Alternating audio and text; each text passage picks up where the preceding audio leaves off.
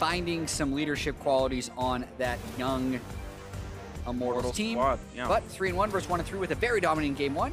Now we're into game 2 with CLG on the blue side. And we'll see if FlyQuest can make it any closer here on this one.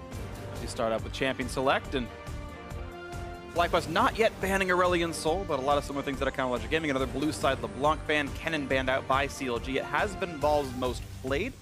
They're just saying, you know, we're going to remove that from you. And actually, Darshan has yet to play the Kennen at all. CLG entirely have been unwilling to put that champion in as well. So a blue side Kennen ban is a little unusual, but is par for the course for kind of Logic Gaming, and they still really, really like this Gragas flex. Yeah, I don't see why they need to go away from it. It's something that Darshan has played 5 times and Dardoch has played 3 times.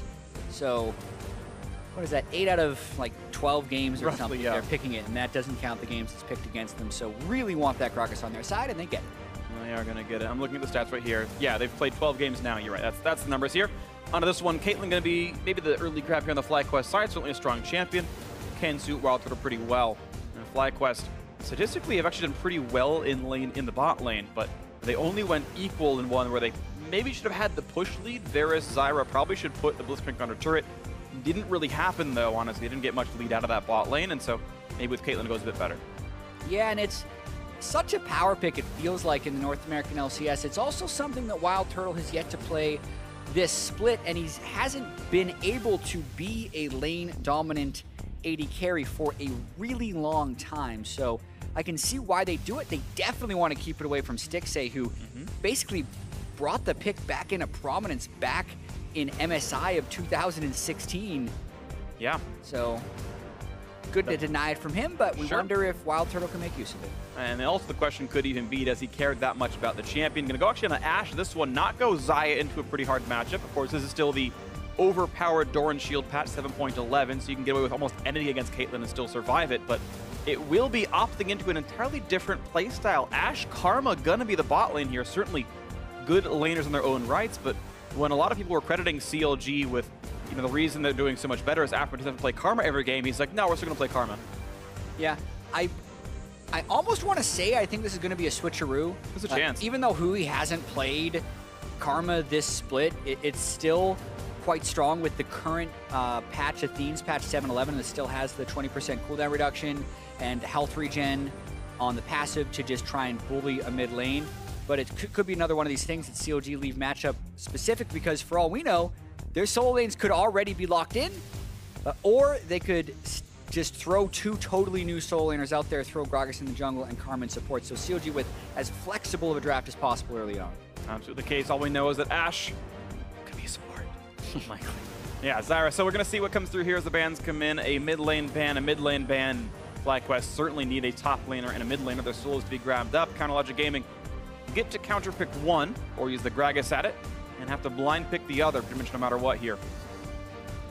Let's see as the bans continue to come through. FlyQuest, one more ban than CLG wanted, then FlyQuest have blind something. And yeah, more mid laners banned away. Talia not allowed for Huhi. Yeah, now the question is, do they ban Orianna as well? Because I feel like if they don't, there's a pretty high chance that gets scooped up right away by High. A lot of the reason this Syndra continually is banned by FlyQuest. It's one of the very normal counter picks to it. Time going to tick down for Counter Logic Gaming. Do they care about High's most played mid laner? No, they're going to ban away Rumble and still kind of looks like relish in the fact they want to play a top lane tank. Rumble usually good into those kinds of matchups and can kind of free farm and join into team fights. And there's going to be the early Orianna pick onto CLG.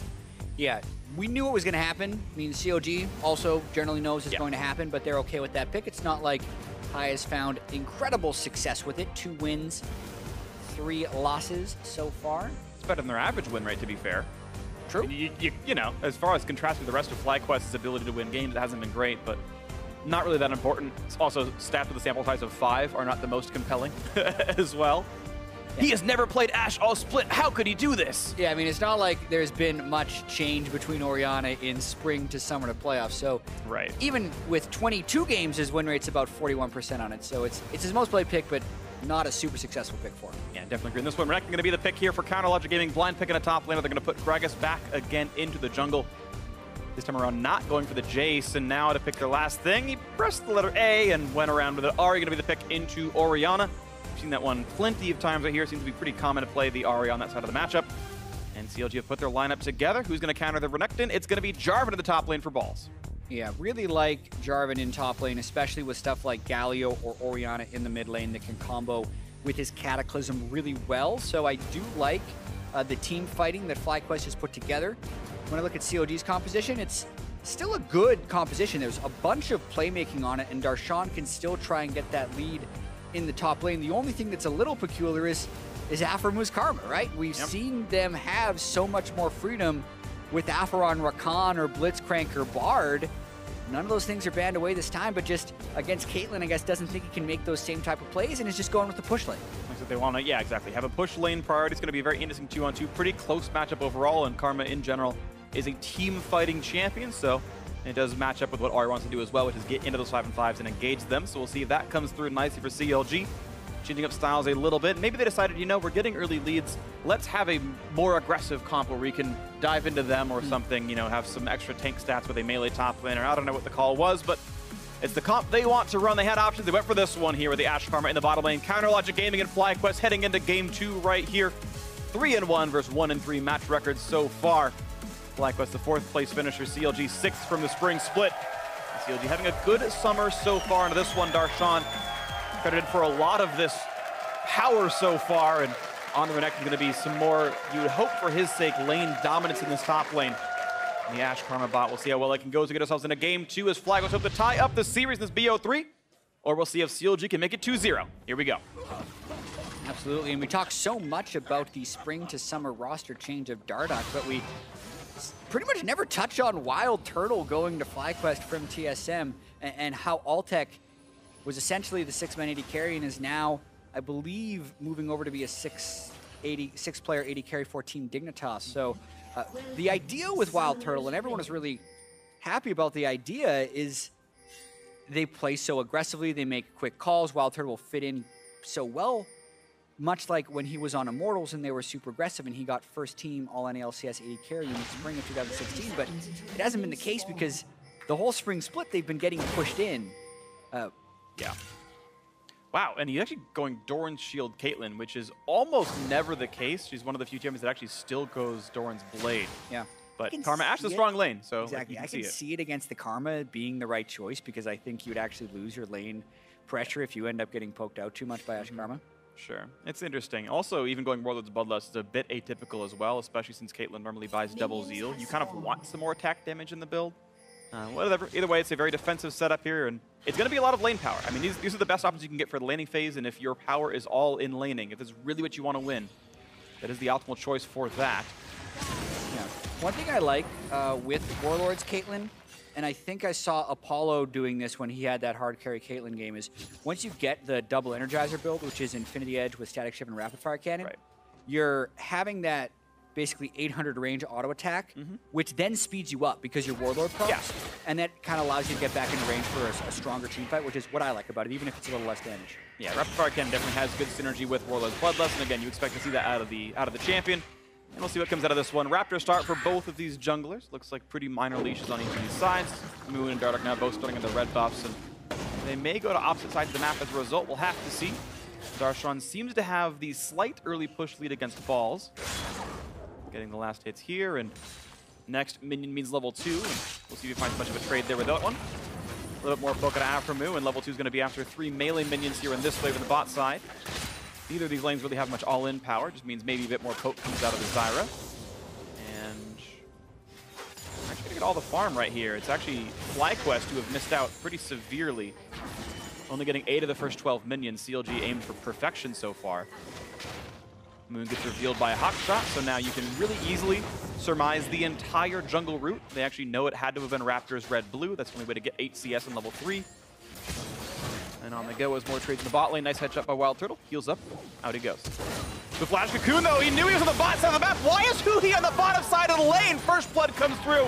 Nice pickup by a Moon, but Huhi should never have been on that side. Yeah, really surprising play by Huhi there. I thought he was going to cheat down towards his Raptors and then ward the brush in the river, but he did neither of those things. Also cheated to the wrong side of the lane, and Moon punishes him. They had all the vision they needed to. They hawk-shotted it, pinged it out, but Huhi gets picked off. All right, well, a mistake out of Huhi. Unlucky for him, and FlyQuest actually getting some early leads that they would like. Moon was pretty ineffective last game.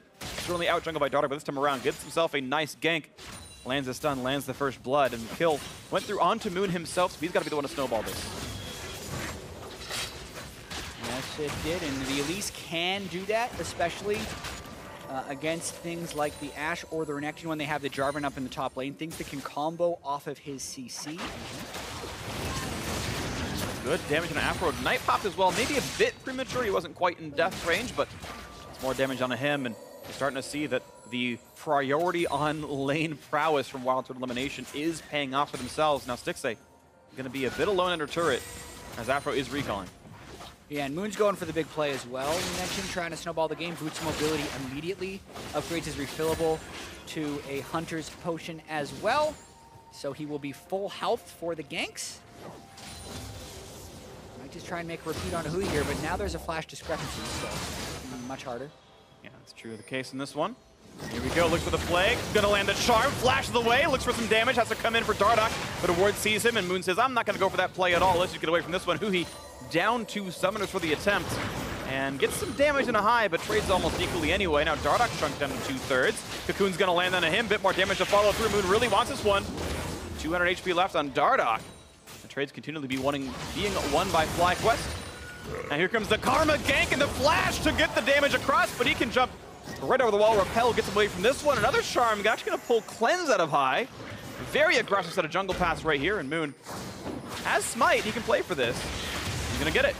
Yeah, little one, still worth a lot of the experience though. That's what Dardoch's going for, so they double jungling on opposite teams for the Raptor camp. Look out, Aphromoo though. Ooh, nice prediction right there. Saw him going into the brush. Lemonnation gonna dodge away the Q. Good damage on Aphromoo. 200 damage down there, earns plenty of money. Yeah, and this early game for FlyQuest, much better than what happened in game 1. The gold's still pretty close because they haven't converted as many kills as Dardoch did in the first game, but Moon definitely making his presence felt with these early games. And Knockup's gonna land on this one. Look at the damage Jatt put under Darshan.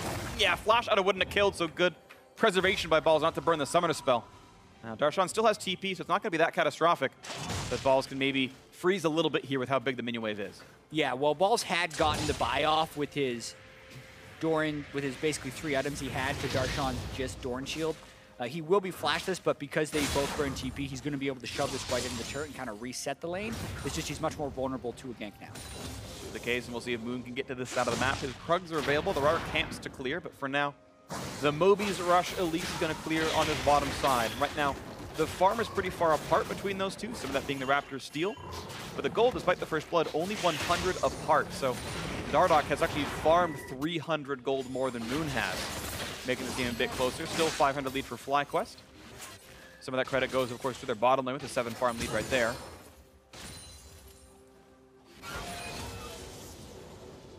And looks like CLG can receive the wave under the turret one more time.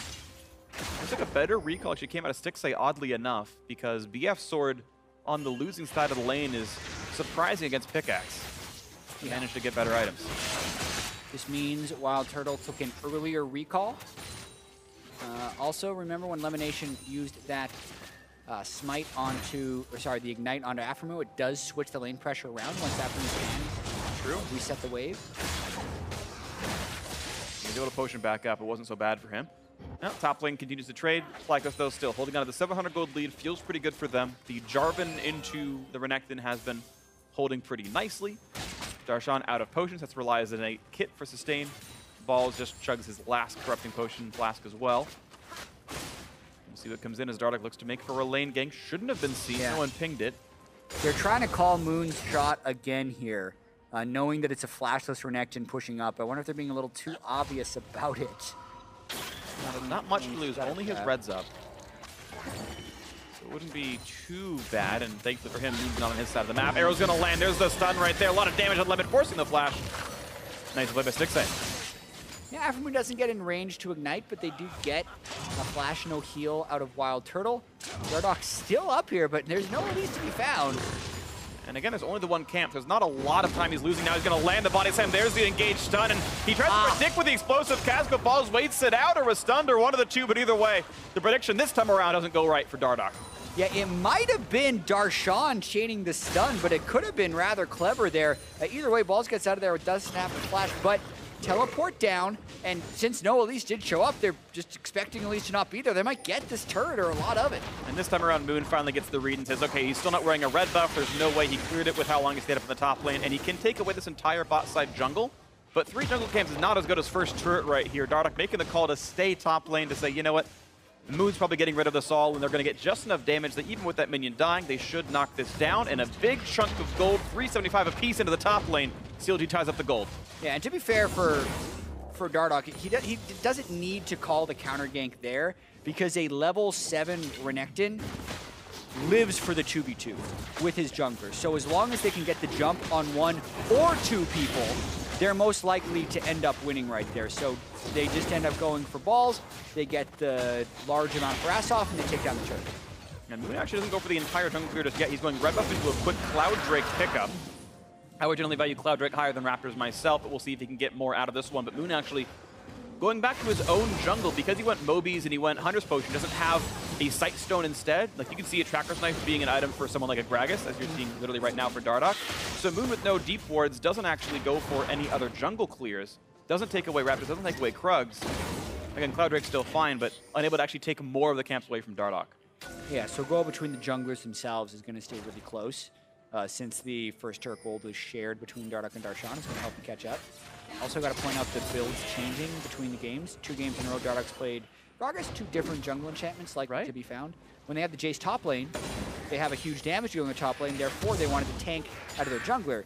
They have a bruiser top lane this game in Renekton, so he's going to be going with Runic Echo's Gragas for more of a burst damage threat. I like being able to switch up your jungle enchant, especially on the champions that are good with both, based on the team composition. Yeah, totally smart by him. Really nicely done. Dardoch wards over the wall to see if Elise might come by later. Of course, he knows the Cloud Drake is dead, but he's going to grab Krugs for himself without too many worries. Moon sitting on a control ward, going to hope for a gank. They ping out where there is a ward that Dardoch had placed, but I believe he still got seen. There's the ping, and either way, he's killing control ward, so that's now really obvious. Now goes Moon on this one. Just going to take away some more of the vision around this side of the map, but will not find any invades. A lot of time lost. Trap's starting to take a chunk out of this lane, though, and they are definitely getting pushed in pretty consistently. If any one of those Zyra roots lands, it can easily be chained with a trap and may even have kill threat on the Karma or the Ashe. So a very difficult time in the lane for CLG. We'll see if they can turn this one around.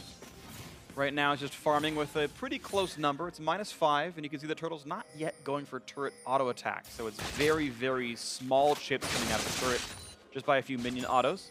Turtle's still 4 points in Pillar Peacemaker so far, has not yet switched to traps. As we saw from, I believe it was Cody's son, or it was Apollo yesterday on Caitlyn, it was 4 points Q, and then you start maxing the traps. That might be the same here for Turtle, we'll have to see. Dardoch just gets a ward down to track Moon sometime later. Otherwise, not going to do much. And in fact, just now, hey, the Wolves are fighting something. Looks like Moon's on this side of the map. Yeah, I feel like as far as Caitlyn's skill orders, a lot of it just has to do with how early are you killing that first turret. Because the earlier you do, the more you just start putting it in traps. As soon as you're sieging with 2 or 3 people, you want as many traps as possible. I even saw back at the World Championship last year, Forgiven would do sometimes 2 points in Q and then max traps because they were just winning lanes so quickly and so easily. Yeah, you get max trap by level 9 at that point, and sure, if you just get in the team fights, then you're going to be fine on this one. 200 gold lead for FlyQuest, the Cloud Drake in there as well, and we've still just got a holding pattern in the lanes, waiting for more to break into this one. High with the push lead and the couple dozen farm advantage over Huhi as well, as they're just mostly trading back and forth. And you can see High tries to predict which way Huhi's going to walk for the command attack, doesn't quite get it. Doesn't mean too much regardless. A little fight down here. Is Dardoch going to be attacked by balls? Lands it slow, lands a bit more damage, walks right back out. High is around. Here comes Huhi. Darshan coming as well. Going to flash away from the charm. The attempt of one anyway, and there's a flag and dragon to get away. Dissonant to buy a bit of speed as well.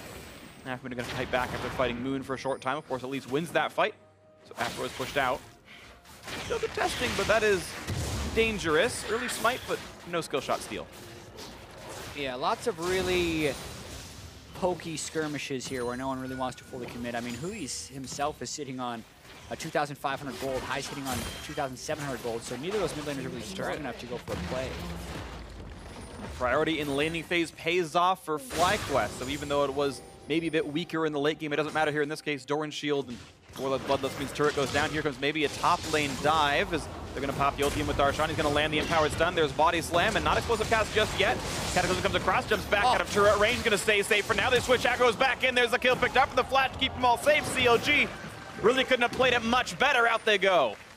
Yeah, and even to the point where body slam interrupted the Jarvan EQ at the right time, because if you're doing it while he's casting the abilities, he's still going to take it, so you have to almost wait for the Q to connect onto the E and then get the body slam. Just everything was right there for them, but even then, it means both of them recall and they just get one kill, and now it's a turret trade on the other side. Yeah, it's fair. It's actually better for FlyQuest here. High, a little bit afraid, pops the cleanse. Didn't maybe need to, but it might just come back from them before it's needed to happen anyway. FlyQuest now with their second turret of the game, 1,000 gold lead. Yeah, I mean, a gorgeous dive considering the circumstances. Darshan takes aggro right away with Renekton, who has the largest health pool. They then get blocked in Cataclysm. Flasks out. Or rather slices out of Cataclysm. Yeah, that was really nice. It was explosive cast, actually. Body slam was the engage tool. It's what he tried to do last time, where he cast through the air, and you're like, oh, but he was predicting. Right this time he got it right. And it pushed him in the Cataclysm wall, so he didn't go too far. But yeah, I mean, and again, as you mentioned, the slice out to drop turret aggro, put it back into the Gragas. Let's keep fighting. I mean, certainly some really good stuff, and the skill shot's all used very well. Now, FlyQuest, though, again, we can wax on about how it was a nice fight for CLG. FlyQuest got the better. They took down mid lane outer turret. They roamed down to that lane. Well played by them. High's got a farm lead. WildTurtle has a farm lead. They took down the bot lane turret themselves. FlyQuest winning on the bottom side of the map. Yeah, absolutely. Caitlyn paying its dividends right here. Even if it wasn't lane dominant, it was still Caitlyn. Yeah. It was still Caitlyn Zyra, and they still had the lane pressure later on in the lane to take the turret. And COD trying to get that back with Renekton here, and it's kind of like a short-term versus long-term reading right there. What's going to be better? The kill you get on the Renekton over the Jarvan? Is Darshan really going to be able to make a difference late in the game with that matchup when Jarvan's just building a bunch of armor?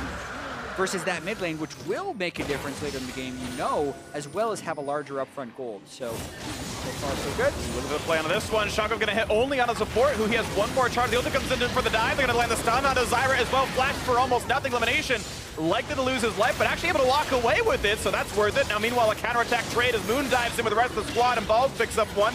But a double kill for Darshan. Explosive cast from downtown picks him off. The fight still continuing on a 3 versus 2, and Darshan will not be refrained. The flash over the wall. Stixxay wants him to take it down, and WildTurtle wishes he could do that and stay alive as the ace comes through. 6-3, Counter Logic Gaming.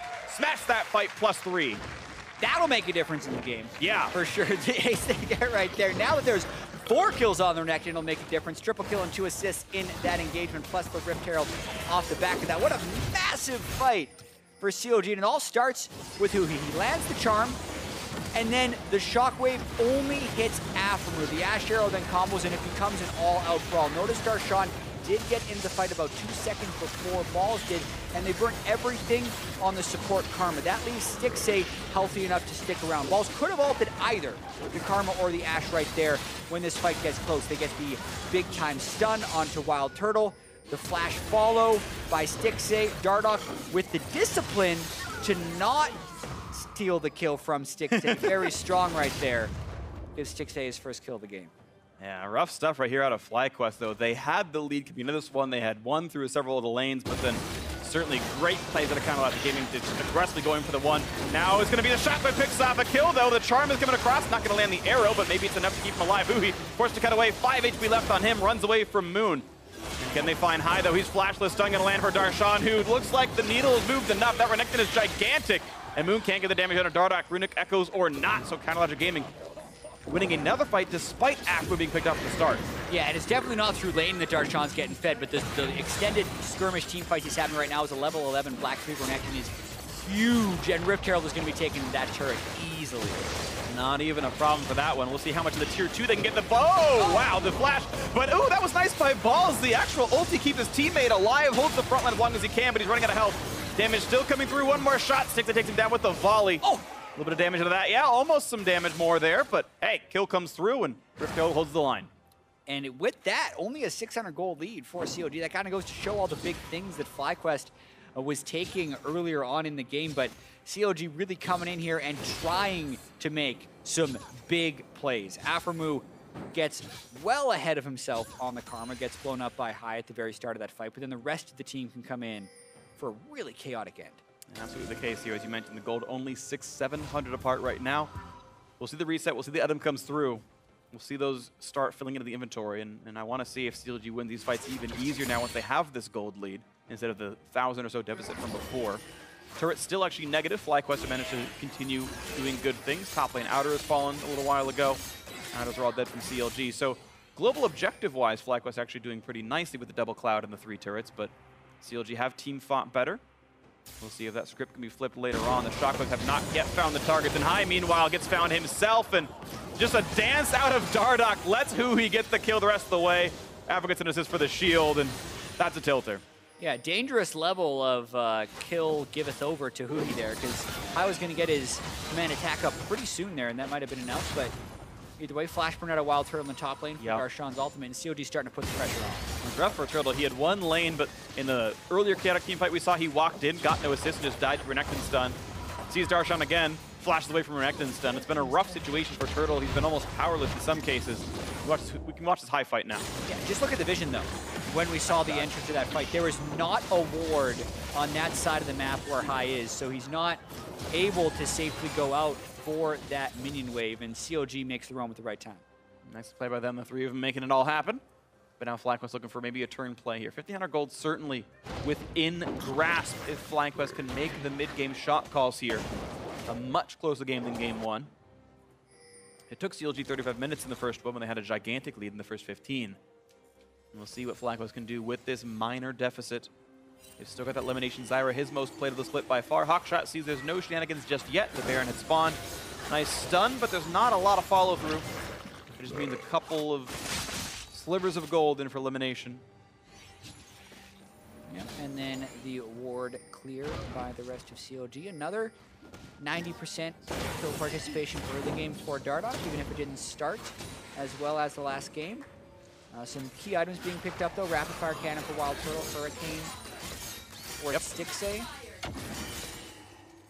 I want to mention a quick interaction with Hurricane with AShe, because I've seen it mentioned as a bug report before.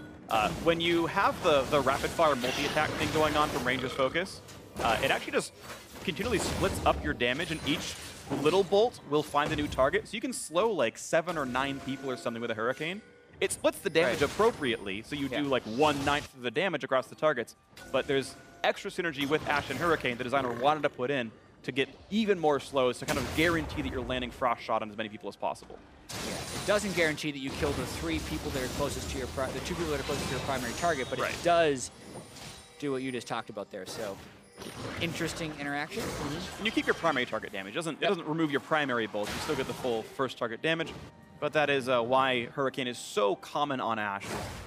You have the extra slows if you want them. Now here comes a pretty early Baron attempt. It is in Fog of War right now. There's no wards, but Lemonnation going to put one down to see that there's things happening, but can they make anything come through? Of course, as he runs slowly out of Sightstone charges, 2 left in his inventory right now. TP started, then maybe canceled by balls. Absolutely canceled. The team was not in position for an engage. So he backed away. I don't even think CLG would have seen that. Very unlikely they did. Yeah, you can see a teleport through fog, but it won't be on the mini-map. You have to mouse over the area where he will be teleporting in.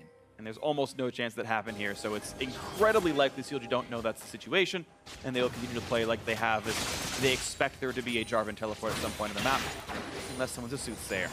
Mid lane priority does go to FlyQuest. Early rapid fire cannon for WildTurtle will help him a lot, considering a Renekton has been one-shotting him. He can attack from farther away and maybe kite back afterwards, so I like the more defensive of the options here. I think it actually makes more sense over Phantom Dancer as well, just to actually be able to get autos. We'll see what that means for him later on in this game. Again, gold close enough, FlyQuest can certainly team fight well, but Darshan just absolutely massive this game. Dardoch helped, but he's also done a lot himself.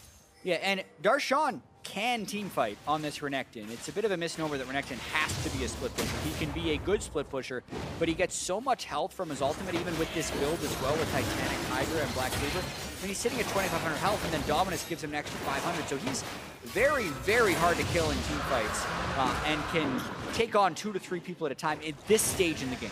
Is actually a very good time to team fight with him. It really is. The first 2 item power spike is there. He can get tankier from now on, but the threat is really very much real on the squishies, and Turtle going for Berserker's Roots means he doesn't have that extra Ninja Tabby defense against Renekton that players have often gone for themselves, but it feels like just with a 2% damage nerf, people are like, you know what? We're done with the Ninja Tapping meta. Forget all about it. Back to Xerxes we go. Maybe a slight overreaction. Maybe he needed it this game, but it's really not that important. It very rarely makes a real difference in who actually wins the game. 2,000 gold still puts CLG ahead. And again, they can use Darshan as that split push leverage. We'll see if he's able to get himself any farther in. Yeah, and if only they knew they had the TP advantage, they'd actually be forcing really aggressively around Baron right now. So very costly TP cancel by balls, but looks like they're going to get away with it because of no one's seeing it. He's, you know, it costs a lot, but he's kind of able to return it. He talks to customer support, so they'd like to return this for my full TP cooldown, and looks like CLG going to be... We'll give you store credit for 120 seconds because you canceled it yourself. Exactly, and you know, they're being good customer support right there, going to let him get it back, so shouldn't be too bad, not punished, no interest paid, and it's just the 1-3-1 right now by CLG, who he's putting the top to the map. Doesn't have teleport, doesn't have cleanse to get away from a cocoon, but a Banshee's Veil might be just enough what he needs. They do walk by a ward set down by Moon. Now playing for more ward control is CLG, as they're going to take down these. They're playing for topside jungle as you would expect when you're playing for Baron. And over on the other side, you're looking at whether or not Darshan is actually getting any harass or turret damage on the balls, and he's not. So I think it's smart here for him to leave that situation, since you don't want to take your big 2,500 gold lead over in the side lane just to do nothing. Countered, so... Yeah, it's 2,500 gold and 2 levels. Like, there is a massive disparity here for Darshan over balls, but he doesn't have the wards, it doesn't have the safety or whatever it is, but it hasn't, as you mentioned, been really contributing in the side lane. So as he moves over, and then back, and then over, and then back, we'll see if something comes out of this one right now, but it's been CLG just playing for vision control. As I switch vision back and forth, FlyQuest still have control over their jungle. They don't have pit vision, but they can at least see their own jungle. It makes them fairly safe. Looking for the, again, small chunks down on that turret. Bot lane tier 2 is at a bit more than half. 1,800 to that 3,300 HP, so it's slowly going down, but it feels like, I mean, certainly a Jace would be faster that way. He's ranged, it's easier to auto-attack things, but slowly but surely, gonna knock that down. CLG just sitting on this 2,500 lead. There's a shield. Stixxay's fine. Yeah, changing styles a little bit, though. Watch Huhi here. He went all the way through the river, waiting for balls to use his EQ on wave clear, and then he's going to go in. And there's the kill underneath the turret. They use the 2-level lead final this time around to get the kill coming through. No magic resist on that champion, and finally to make the play happen. Nice call, nice move out of Huhi, and whoever coordinated that one, well done. And finally, bot lane tier 2 falls. There was a really long setup to that play. The way Balls was holding the turret without taking damage was by expending his Q and E cooldowns on the back wave very quickly, and then just getting autos off under the turret. So what happened there is they waited for him to use QE, then Huhi just dashed in with the Renekton stun and got the charm for a one-shot. So very well played by CLG. Now to play around this chance of a Baron steal, though. They've got the control ward down. They're trying to get rid of the vision as best they can. It's a 5 versus 4, but Moon is alive. He has Flash, he has Repel, he has Elise. It is possible to steal.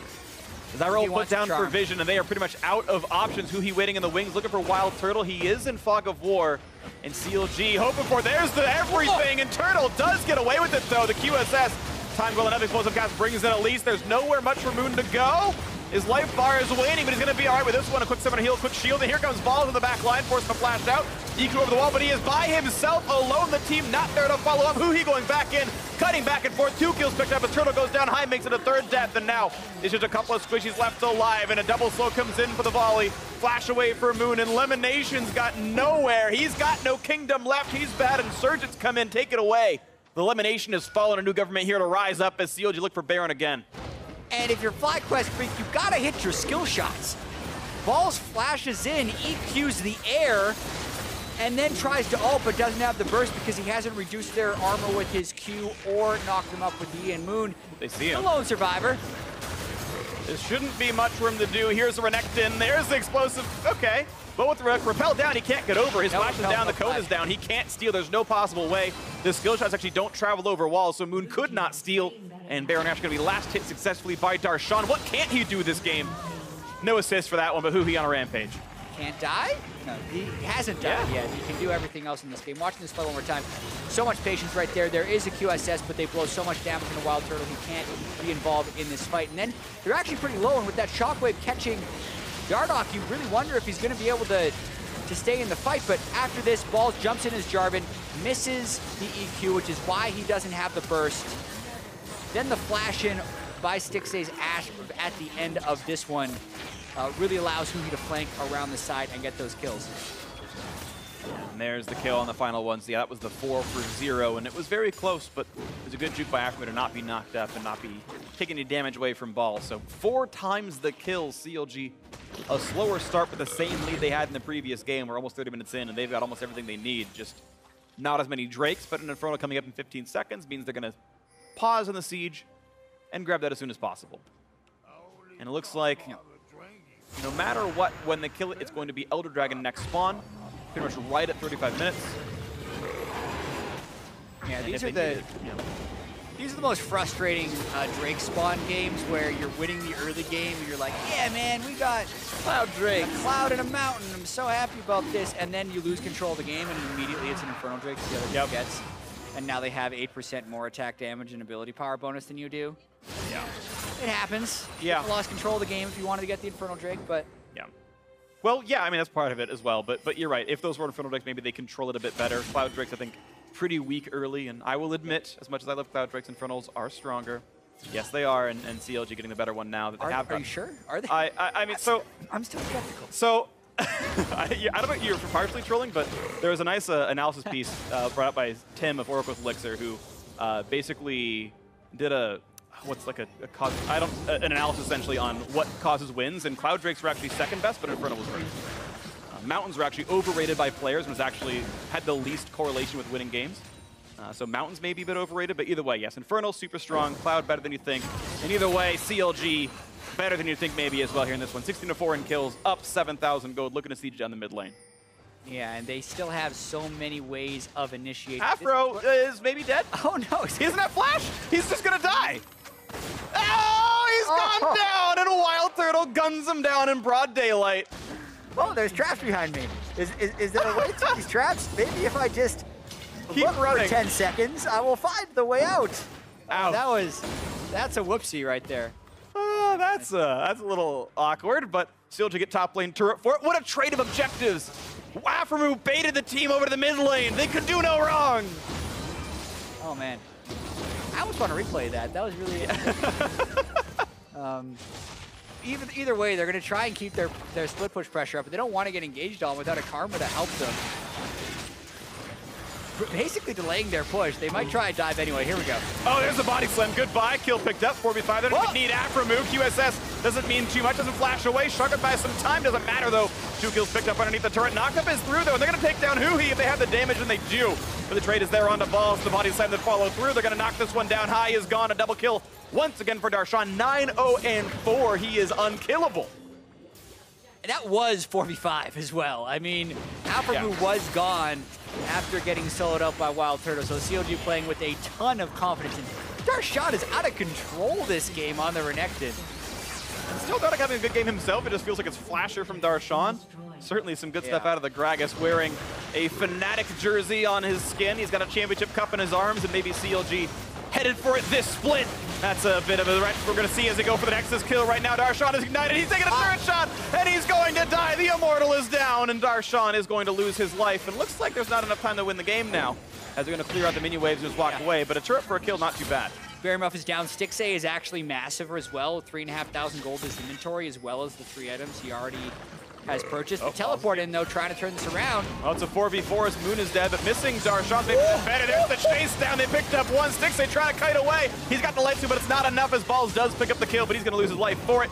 Flattened down is now High, wants to be in the mix, but he's not going to kill a tank. So another, looks like a 2-for-1, 3-for-1 in favor of CLG as they took down Balls, Turtle, and Lemonnation as cost for just Stixxay. The Ashe arrow flashed forward right there. Aphromoo dead again. He's just, all right. Karma is not his champion, man. Yep. There's something about it. But CLG is his team, and here comes the re-engage. Huhi wants the chase, doesn't quite land the charm. Dardoch low ignited on.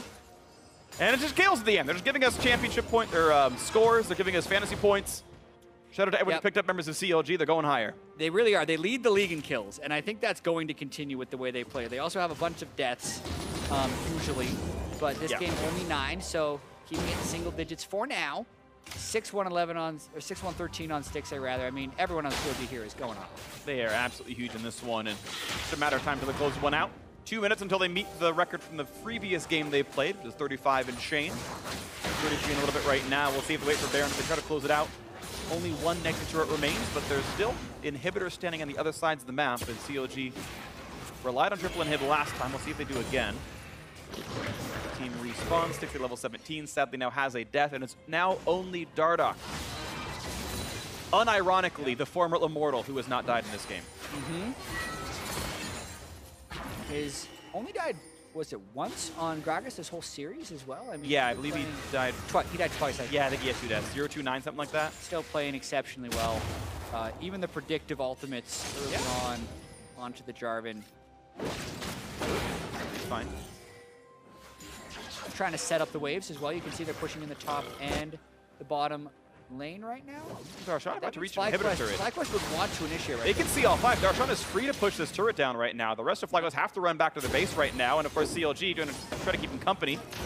They've still got all 5 there. They're going to lose an inhibitor. They're going to look for the engage. They're going to find Stixxay, who can't get away with this one. Finds a stun. Here comes Stranglethorns, and just barely kites it out, staying alive. The chase on and Turtle. Nice flash forward, picks up the kill. Meanwhile, they're losing their base to the Renekton. So how much can FlyQuest get before their base falls apart? They're cutting away from Dardoch. Huhi pushing the top side as well right now. So it's the team forced to get back into the base. Darshan putting the attacks down.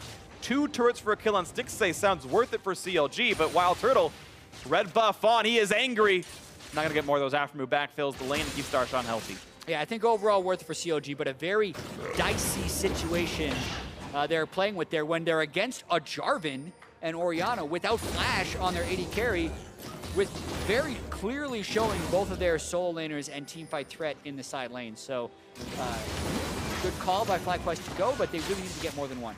Speaking of wanting to get more than one, CLG wanted to get something done with a 4v5, just like last time, Huhi hoped for like charms. This is getting really interesting. I mean, this is a game of chicken right here because they get the Baron, but there's a Renekton in their base. There's a Renekton in their base, but he's only got the 1 wave to deal with right now. There's a little bit of time, and Ball's going to recall. Looks like there's no jungler in sight, and that's going to be a Baron picked up by FlyQuest, so a bit something for them. But it's Dardoch who stopped the recall, so Darshan's still pushing, and AShe was sent across the map, but it's not going to land. It's going to fly out into another map and hit someone else in a different game. Sorry for you guys in solo queue. Stixxay's about to shoot an arrow at you. And it's going to be Darshan just walking away, not killing off the turret, so getting very little for himself. But now Moon, a bit alone, finds a stun, finds himself taking some damage, and Darshan suddenly has joined the fray, and Moon is going to be taken down in that one. He's going to respawn in about a minute's time. Baron buff picked up for an inhibitor. I'll take that up on FlyQuest. Now Stixxay is trying to solo Elder Drake. It's just kind of a non-stop bit of action right here. It's very back and forth. I don't think FlyQuest has gotten a huge edge, but at the very least they've delayed the game a fair bit, being able to pick up that kill. And specifically the harass that got down to the Huhi was the key right there by WildTurtle, getting the 1 crit on him, followed by the ultimate. That was really what allowed them the time to get there. All right, so they've got themselves the Elder Dragon as the team respawns, and yeah, FlyQuest with some good plays to get that one picked up and capitalizing on a situation that they had seen for themselves. Now CLG have the double inhibitor down, and of course there's only 1 turret left on the map to kill. It's in the Nexus itself. Top inhib is open. Yeah. And now that they have the Elder Drake, they are stronger than the team with Baron. It's the 2 elemental Drakes being empowered. They're 50% more effective, not to mention the Elder Drake buff that gives them true damage burn on hit, so they're just going to try and power through this. Cast needs a bit of poke and a little bit of time with the inhibitor itself as mid lane has respawned. Stixxay wants to stay safe. His flash is down for a few more seconds, and normally you're going to wait until that's up so you can play around Shockwave, play around balls with the Cataclysm and whatnot. Redemption to lock it in for Aphromoo can help keep him alive. Surprised they're not taking Darshan in through the open door on the right side, and instead are using him to run through the traps with. Right, and that's a lot of damage on a half HP right there, and only 1 Ocean Drake means slower regen than the previous ones. Caitlyn's so hard to push in, even when they have the But as you mentioned, they can go in from the side. They don't have to use mid lane. They can just walk in from bot, use that, and hit from the side. They're not choosing to do so. They're playing through the trap. Like any of them are possible. Absolutely. Move away from the traps. Yeah, top and mid are equally siegeable with the fact that they're both missing turrets right now. So CLG finally go top side now. Stixxay staying mid, which is a little risky. He can get jumped on, but he's okay. He's staying in the brush. Well, a whole 70 seconds of their Elder Drake are now gone. And Shockwave on Afro's almost dead. Stays just barely alive. Didn't even pop Locket in time, so that was all a surprise on him. Losing the flash, getting away. Root's not going to land just yet. More poke back and forth, and Elder Dragon still timing out. It's basically gone at this point. Moon looks for the Plague and land a stun. They should still wait out the Elder Dragon burn, though. Baron will last longer, I believe, by long enough that they'll get time without it. 1 WildTurtle auto attack on Huhi takes 60% of his health. That Static Shift Rapid Fire Cannon coming in huge there. Yep. And you crit the Static Shift Lightning, you get the range Rapid Fire Cannon, you get the extra charge speed Rapid Fire Cannon. You just don't get cannon's damage. That's the only thing you don't get out of it. And we'll see what can come in next for this one. And more pokes back and forth. Another lightning damage crit comes through. They still wait to make the siege push forward. 10,000 gold puts CLG ahead. Baron buff on for 25 more seconds. Elder Dragon timing out in about 5. Gonna find another stun, gonna find the engage. Bangle's gonna knock out the front line for a bit, but look at the charm, blocking out even more time against the Jarvan in the front line. The shock with a trade of 1-for-1. Marksman down, double kill for the Caitlyn. WildTurtle puts on the damage output, and that'll be a third successful defense for FlyQuest. Live to fight another day. And that was so critical right there, and I think CLG did a lot really sloppy right there. They have every inhibitor open. Why are they just 5v5ing in Caitlyn traps? It's so messy. Shockwave comes back up for high after using an Aphromoo earlier. It lands onto Stixxay, who then lands on a trap. So he gets exploded by FlyQuest, even though he had that Mercurial Scimitar, and it completely turns around there. Now FlyQuest, they want to push it up. Yeah. And their damage is really immense, of course. They've got an AP Elise, a full AP Zyra as well. They can absolutely blow up these targets. When you consider it's a Runic Echoes jungler and more of a bruiser top lane, there's no pure tank here. They can all be exploited by these mages. And the 80% crit tank shredding WildTurtle, who's only got 1 slot left. So whether he got behind or not, he's pretty much back in form. Just down the QSS into Mercurial Scimitar combined, which isn't too bad, to be honest. Yeah. Back to the mid lane goes CLG. All right, so full build for WildTurtle. Void Staff next in for Lemonnation, you have to assume. Almost full build here for High. Doesn't really need Leandry's though, because actually Moon's got one. The actual just Magic Pen from Haunting Guys is pretty much all the power he's going to get out of this. So that's pretty much full build for High. Balls actually has room to grow. He's had a very rough game with 8 deaths, but yeah, running out of things to need to buy for FlyQuest. But even in the last fight, Balls did his job. He ulted in, popped his Gargoyle Stone Plate at high health, popped the shield, and then they killed him. And stunned! And he's gone! The mage is there! And look at the damage output put through. A little bit of support comes out of the mid lane. Nice cast brings in Noon, but the Spiderlings tank it all. Stixxay just barely survives after flashing away. FlyQuest having control now. Caitlyn at this stage of the game is just so insane. You got to see that one shot on a Stixxay, about 1,100 damage, and maybe CLG's going to think about a flank, or they're just going to try and make this game into pure chaos, because it doesn't look like they can go toe-to-toe with FlyQuest anymore. They need a split push. They're going to keep trying to do this one. Mid lane tier 2 falls, though, and FlyQuest edging closer and closer into this game. They've had catastrophically bad late-game shot calling, but now maybe they finally found a little bit of something that'll work for them. WildTurtle, I believe, as you said, his first Caitlyn game of the split, and maybe that's what it comes down to, just finding something that can have auto-attack uptime. And put everyone else on mages here. We'll see if they can make this go any farther. If they win, I'm claiming Cloud Drake's the reason. Yeah, because it's so powerful. Yeah, I really, all jokes aside, we were kind of joking about Aphromoo. We're joking about Aphromoo dying to WildTurtle's Caitlyn outside and then getting blown up by high shockwave and then almost happening again, right? All those careless karma deaths just stopped CLG from getting the right types of pushes through. And now at this point, there's an actual chance that FlyQuest wins this game, where they're down 10 turrets to 4. Yep. But it feels like they're winning. And here comes another one. FlyQuest I don't know if Darshan can get out. And the waves aren't in such a bad spot that it's like CLG's going to push much else. So Darshan with a slice and dice going to try to get away. Gets a flash away from the knockup. He buys himself some time. That's not bad. And here comes CLG pushing. Now, I don't know if I like Lemonnation going for the kill right here, because the rest of the team needs to defend their turrets right now. Darshan does get away. That delay could be poor, but it also might bait CLG into staying for too long, because Darshan doesn't have ultimate. They can't even get it. Darshan has TP if they need him, and they're not going to take the inhibitor down. So it turns out FlyQuest made some good choices. They kept all the structures alive. Dardoch back on the map. And as you mentioned, 10 kills to 4, 9,000 gold lead. A comeback like this is as much the fault of the winning team as the losing team, and they both had to play in an appropriate way to make this happen. FlyQuest, good defenses to their credit. CLG, Sabi plays to their own. There's a stun right on the Moon. He's got no way out. Explosive cast pulls him in. Do they have the damage? Here comes a body slam, and it's going to be a kill off on a Dardoch first. He is gone. Dragonthorns devise some time. Huhi in the back line, so 4v4. Moon is dead. The trade of junglers. There's a kill back on the back line as well, but they've tapped down onto Huhi. 3v3. Shockwave misses. Stixxay stays alive. Big shield comes out from Aphromoo. And a health bar lead to CLG, but Turtle with the range, with the speed, with the shield. Can he be the carry that FlyQuest needs? And right now, he's putting in the damage, he's putting down the traps, he's finding the cupcakes, but getting poked out. Yeah, FlyQuest holds the edge here because they have double soul inners and AD alive, whereas Huhi is dead and Aphromoo is a support, but CLG's gonna go in anyway. They're gonna find the stun, but he's gonna Q his right back out and kite Darshan, and Darshan doesn't have the cooldowns to make it happen. It'll be a trade though, with Stixxay gonna try to kite out balls. Turtle needs the attack, and actually it's gonna be just the 2 kills for none. Look at the fight out of FlyQuest. CLG wanted it, but as you mentioned, Jatt, it was advantage FlyQuest stronger members with more gold. And they're going to the Baron. Yeah, the numbers were even, but the gold wasn't. That's huge. And execution aside, like, right? CLG thought they'd be able to outplay, and that's kind of what they thought they've been able to do for the past 10 or 15 minutes. They haven't been playing the closeout the way they should, and FlyQuest is playing the defense exactly the way they should. So Baron over to FlyQuest. Baron number 2 from the losing side. They are still down 3,000 gold, but they are making it worth it. And it's off this arrow on the moon. They still win. Yeah, because look how fast Dardoch dies. It's trapped into a 2-shot, and Huhi commits. I think he did a great work on the backside of this fight, closing the kill and then one-shotting Zyra to take Lemonnation out of the fight. But then you're in this 3v3 now.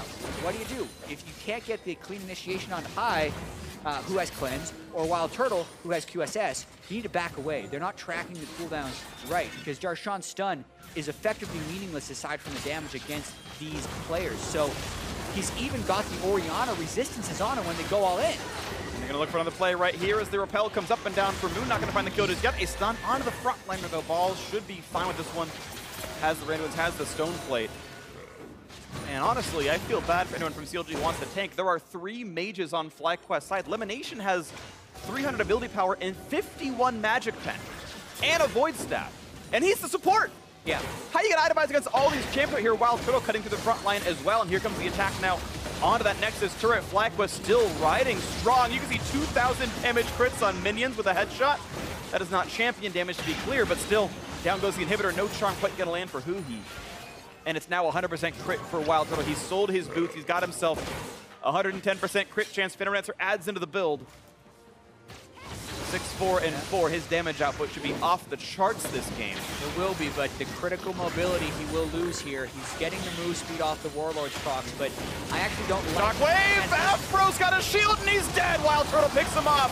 Here's the collateral dive into the front line. Another kill picked up. It's a double here for WildTurtle. FlyQuest needed a carry down to the bot lane, and finally now he shows up into this one.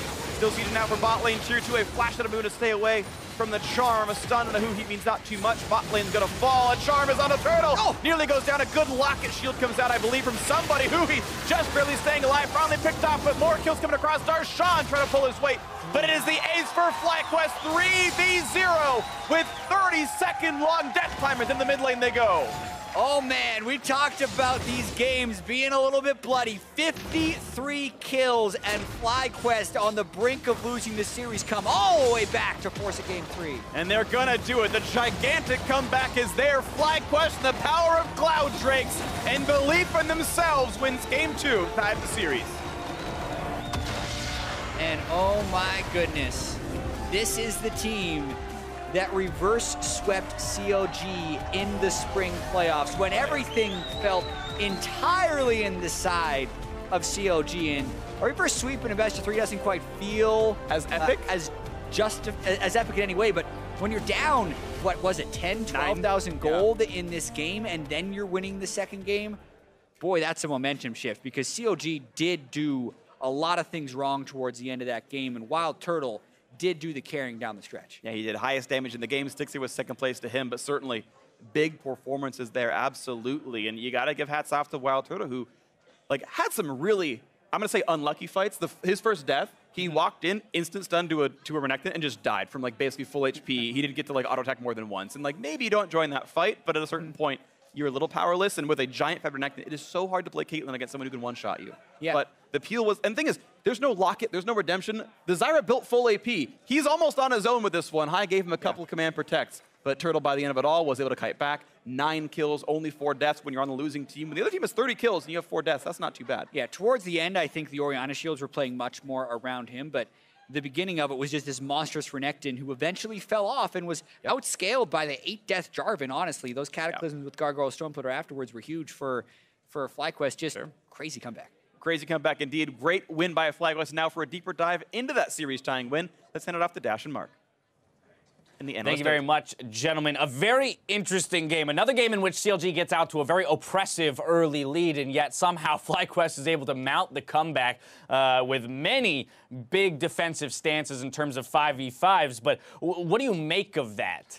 It's a little confusing just because with CLG, we know them to be so aggressive and so dominant, and they had the inhibs down early. They had the Barons to get like an ace. They look great. And then it just feels like they almost kind of assume the game's already over, and they stop doing exactly what they should be doing with their comp and kind of just saying, this should be good enough. Let's group up as 5 around top inhib, even though they have Baron buff, because we're far enough ahead that we should win. Right, there is that kind of feeling that somewhere in that middle, 25 to 35 minutes, as was noted by the casters with the Karma deaths, the unnecessary pickoffs, that there was kind of this relaxed mentality where in their heads they'd probably figured they'd already won the game and that it was just a matter of time until it closed out, and then there was less focus in terms of actually making that happen. And against a high-led team, that's actually probably the most annoying team in like North American history to deal with from ahead, just because they'll always do the weirdest, craziest stuff to try and catch you off guard. Even infamously at Worlds when you had that crazy backdoor attempt. Oh yeah, Samsung Blue, right? Yeah, so like against High's team, they're probably never going to give up. They might throw themselves at you, kill themselves, and end the game earlier, but it's never a lack of trying. Right, and that's the thing. So therefore, you cannot give him a moment to take advantage of your lack of decision making. I do want to roll through some replays here because as it was a long game, which started in CLG's favor, we do have some CLG-focused replays. But I think it's important to discuss how this team has changed with the addition of Dardoch and what it's done for a player like Darshan, who, in all honesty, hasn't had a standout year for probably a full year at least. Yeah, that last replay just proving, in case you ever heard 2 wrongs don't make a right, 2 rights can make a wrong. Darshan's stun stops the EQ combo from Jarvan, so Gragas' ultimate hits nothing, gets out. This time around they do it correctly, super well played, able to stop the Jarvan EQ combo from going off that time and getting out. And that's like what you're saying, just the combination of Dardoch being a really aggressive jungler snowballing for Darshan, who probably the Poppy meta last year sometime was yeah, MSI, he had some solid showings specifically on Poppy, but you got to go back 2 years to get to the old Jax carries and whatnot from Darshan that ending the game. Yeah, exactly. And so, but here's the thing, okay, so we get a Renekton built up to that 9-kill lead, and that's where we kind of see that maybe a bit of a falter for CLG and not utilizing it 100% correctly. I do want to pull up another replay. This one's 16 minutes in. Also CLG favor to kind of show us how we got to that power spike. 5 for 2, 3 of which will go over to the Renekton. Nice pick-off attempt by Huhi onto high. Shockwave misses. They're able to get the follow-up there. Also Rift Herald. Also, Rift Herald wants to get involved with it. He decides to go home. And then it looks all right for FlyQuest, able to get a couple members of the backline there, but it puts them so out of position that this Darshan that had been getting snowballed is able to kind of run wild in this team fight, opens up to Caitlyn. They're able to eventually clean up this entire team fight, get the ace pre-20 minutes. You're thinking, if you're a CLG fan, this is great.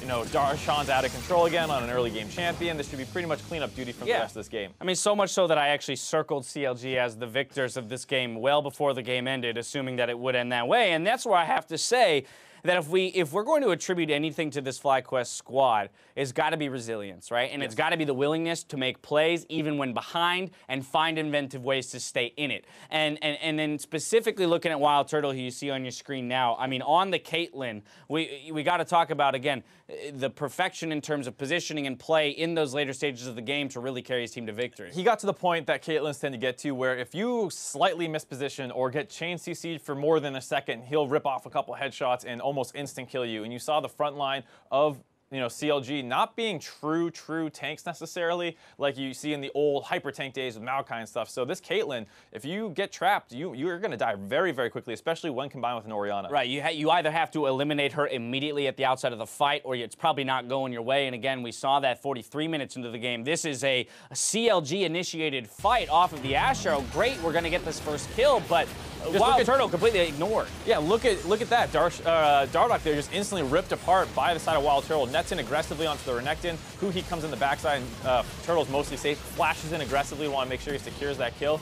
You can talk about sometimes Turtle being too aggressive, but in these late games where you're trying to come back from behind, you do need that little bit of aggression to actually make sure that you convert these plays for the maximum advantage that you can turn, and that's something he's able to do. And then you see CLG without really having a great way to open up onto any member here. You have the dice, slice and dice available to the Renekton, but that's really it. There's no other way for Stixxay and Aphromoo to get involved, so even though you see him open up onto Turtle here, he just gets kited out pretty easily, and then Balls re-engages onto Stixxay to make sure that he can't go anywhere. and the entire team just a weaker 3v3 when you're comparing a late game mid laner, AD carry, and top laner versus support and some more mid game focused champions. And I absolutely will not blame this on a pick, but I will say that if there is a pick I don't like for CLG, it is that Karma. Because once again, we talk about, you know, Aphromoo being a playmaker, and in terms of giving them options for starting fights and or finding a way to get onto the Caitlyn, when you only do have that Ahri or that Renekton who have to kind of pair up to dive past everyone else and get him, you do lose a lot of late game strategic options. Now, of course, we can always look at, you know, the middle of the game and say, well, this game, again, should have ended much sooner in CLG's favor, even with the Karma pick. But it is something that I don't love to see a playmaker like Aphromoo on. Anyone can mount your E. It did feel it was a little bit more of a takeaway. They had already secured the Caitlyn in the first round. They went for the Elise. That's probably a little bit of a greedy thing out of FlyQuest, saying, all right, we want the Elise, try and keep the support available because we don't think Aphro is going to take this. And then CLG take it away and say, no, no, no, you're not getting Caitlyn, Karma plus Elise. We're going to split this kind of power trio up a little bit. So I understand the decision making. And once you get an 11K lead, you should end the game. Right. So I understand what you're saying about, you know, it's not what you want to see them on, but I have a hard time faulting it after seeing how well it worked out in the early game. Absolutely. All right, player of the game going over to WildTurtle, as we mentioned, but I want to kind of look at game 3 with him specifically in mind. How do you as CLG deal with them? I mean, one easy thing to say, well, remove the Caitlyn from the game and just don't even give FlyQuest the opportunity to win late game team fights solely off of that pick. Otherwise, how would you attack dealing with WildTurtle specifically? Well, it's a little more difficult now that you're back on red side. Blue side game 1, FlyQuest banned the Caitlyn away. This time, CLG lets it through on blue side, and they're very happy to take it. Now, depending on what you think the priorities are in this series, you could first pick Caitlyn if CLG is not willing to drop one of their red side bans here. And if that's the case, you might not have much you can do to stop the Caitlyn, and you're just going to actually have to close the game out when you have the leads, because 2 games in a row, massive leads for CLG playing around the top side. I think CLG just runs it back, same game plan, focused a little bit harder in the late game and actually close the series out. Makes that first pick priority very interesting. The teams are all tied up, but only one can claim the win, so meet us back here for game 3 of FlyQuest versus Counterlogic Gaming in just a couple minutes.